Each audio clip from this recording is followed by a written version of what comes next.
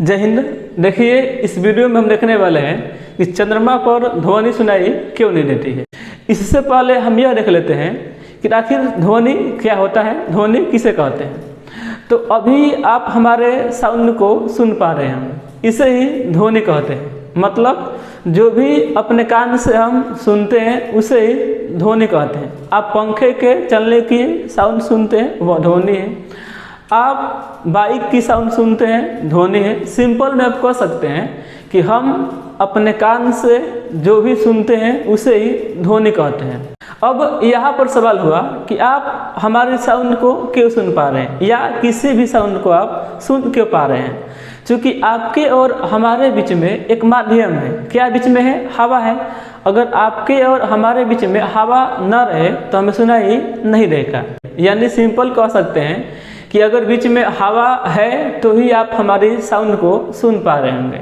क्या इसके अलावा भी कोई माध्यम हो सकता है? माध्यम कहने का मतलब है कि जिसके सहायता से, जिस माध्यम से हम किसी साउंड को सुन पा रहे हैं वह माध्यम है। जैसे आपके और हमारे बीच में माध्यम क्या है? हवा है। बीच में अगर हवा ना रहे तो हम कितना भी चिल्ला लें आपको सुनाई नहीं देगी।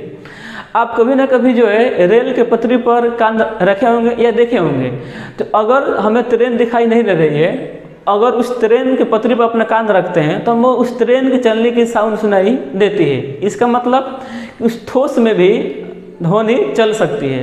आप कभी ना कभी नदी या तालाब में पत्थर फेंके होंगे, और पत्थर फेंकने के बाद जब कान लगाए होंगे तो आपको कुछ साउंड सुनाई देती है। मतलब जल में भी ध्वनि चलती है। तो यानी हम देख पा रहे हैं यहाँ पर जो हमारी ध्वनि है, जो हमारा साउंड है, वह ठोस, द्रव और गैस तीनों में गति कर सकता है। तो यहाँ पर एक दो सवाल बनता है कि ध्वनि सबसे तेज किस में चलती है। ध्वनि जो है सबसे तेज चलती है ठोस में, क्योंकि अगर ट्रेन हमें दिखाई नहीं दे रही है, 2-4 किलोमीटर दूर है, फिर भी अगर पटरी पर हम अपने कान लगाते हैं तो उस ट्रेन के चलने की आवाज़ आती है।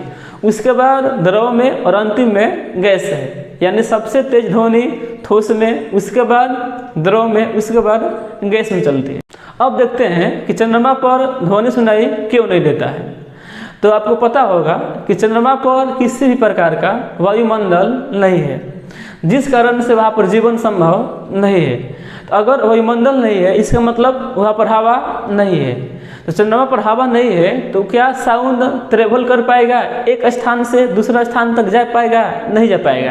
इतना तो आप समझ गए अब कि साउंड को एक स्थान से दूसरे स्थान तक जाने के लिए किसी न किसी माध्यम का होना आवश्यक है। माध्यम क्या हो सकता है? ठोस हो सकता है, द्रव हो सकता है, या गैस हो सकता है। तो चंद्रमा पर हम देख पा रहे हैं कि किसी भी प्रकार का हवा नहीं है। अगर वहाँ पर हवा नहीं है तो हम कितना भी चिल्ला ले, कितना भी बोल ले, साउंड जो हमारी है एक स्थान से दूसरे स्थान तक नहीं जा पाएगी। तो आपको उम्मीद है कि आप समझ पाए होंगे कि चंद्रमा पर आवाज़ हमें सुनाई क्यों नहीं देती है। क्योंकि सिंपल रीजन इसका है कि वहाँ पर वायुमंडल नहीं है। वायुमंडल नहीं है तो वहाँ पर हवा भी नहीं है। तो चलिए, जय हिंद।